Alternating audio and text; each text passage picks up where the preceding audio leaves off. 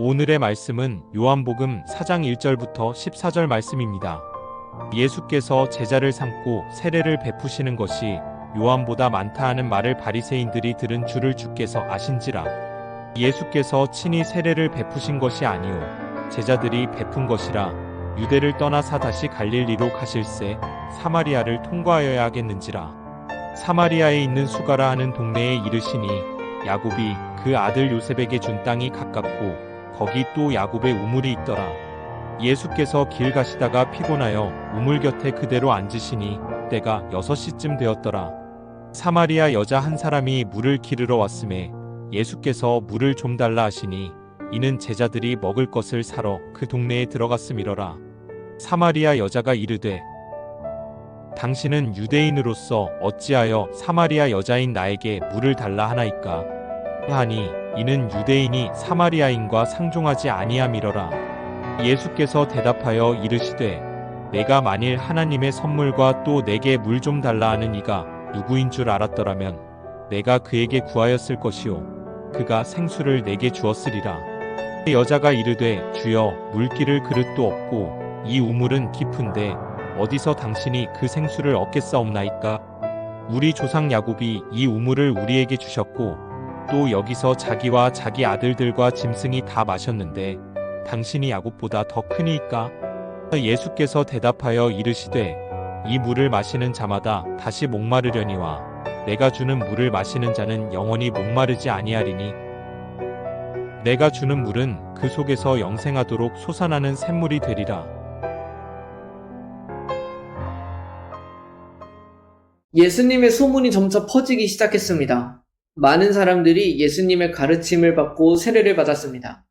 이 소문을 당시 종교 지도층이었던 바리새인들도 들었습니다. 성경은 이를 더 구체적으로 기록합니다. 사람들은 예수님께 직접 세례를 받지는 않았더라. 그의 제자들이 그들에게 세례를 주었다. 그럼에도 예수님을 따르는 사람이 많아진 것 자체는 변하지 않는 사실입니다. 예수님께서는 그들과의 충돌을 피하실 때라고 판단하셨던 것 같습니다.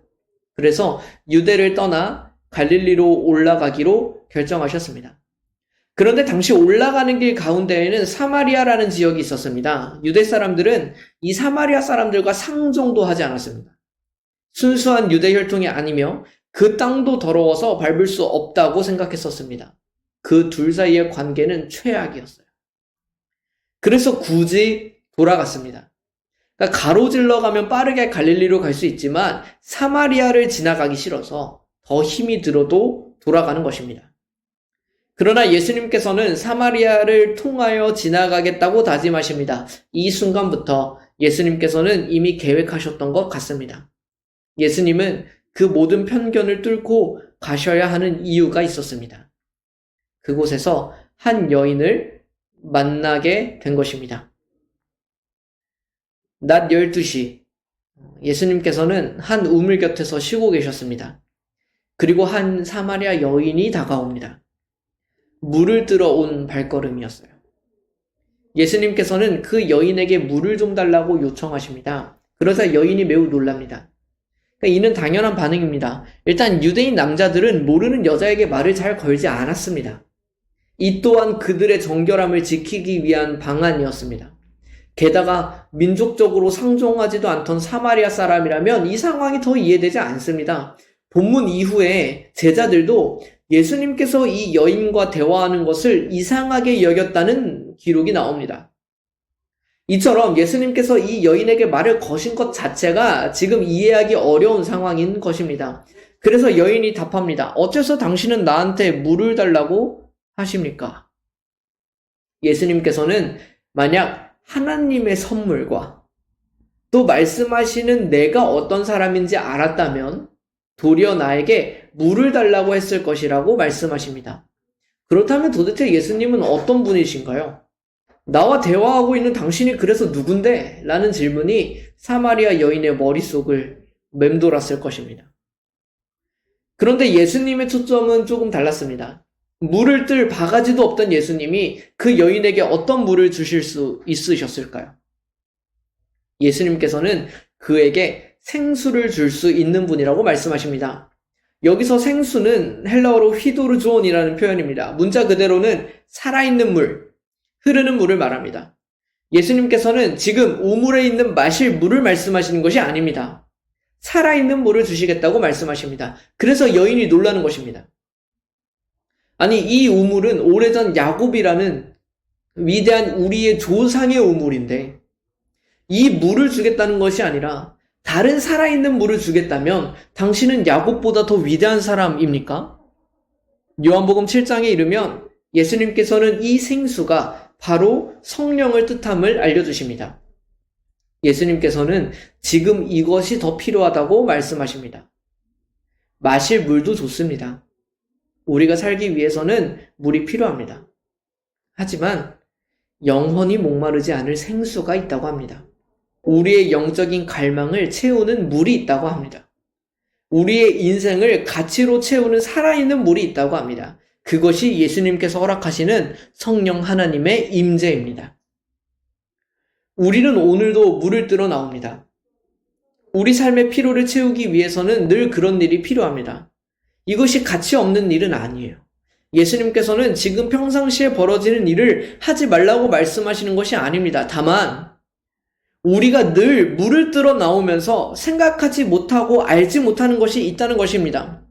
늘 우물에 나오지만 정작 알지 못했던 살아있는 물이 있다는 사실을 사마리아 여인은 알게 되었습니다.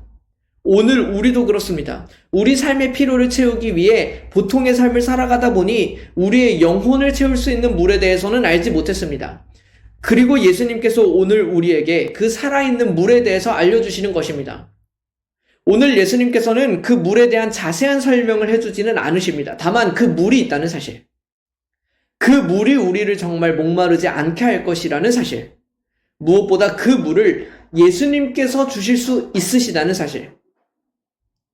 그렇다면 우리도 그만큼만 기억하기를 원합니다. 우리에게는 세상의 필요가 다가 아닙니다. 우리가 사는 현실이 다가 아닙니다. 우리의 영혼의 목마름, 가치의 목마름을 채울 물이 따로 있습니다. 그리고 그것을 예수님께서 우리에게 주실 수 있으십니다. 말씀 앞에 선 우리 모두가 그 예수님을 이 사마리아 여인과 같이 만나기를 소망합니다. 함께 기도하겠습니다. 하나님 아버지, 매일의 필요를 구하며 살아가는 우리입니다. 그러다 보니 하루하루의 삶이 너무 바쁘고 우리의 생각도 그에만 매몰되어 있습니다. 오늘 예수님께서는 그것이 다가 아니라고 가르쳐 주십니다. 필요도 채워야 하지만 잊지 말아야 할 우리의 영적인 갈증이 있다고 말씀해 주십니다.